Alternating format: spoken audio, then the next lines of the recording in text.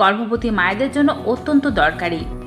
সুতরাং গর্ভস্থ শিশুর পুষ্টি নিশ্চিত করতে গর্ভবতী মায়েরা ভরপুর মাত্রায় জাম্বুরা খাওয়ার চেষ্টা করুন।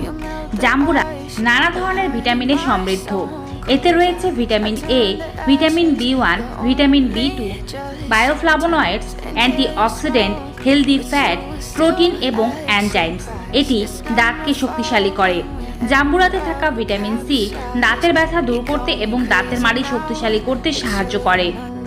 সুতরাং যাদের দাঁতের সমস্যা আছে তারা খাদ্য তালিকায় এই ফলটি অন্তর্ভুক্ত করবেন।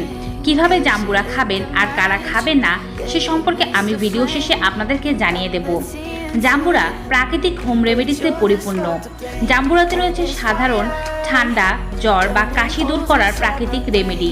সুতরাং একটু জ্বর, সর্দি, কাশি হলেই মুঠো ভর্তি ওষুধ না খেয়ে জাম্বুরা খাবেন। এটি হার্টকে সুস্থ রাখতে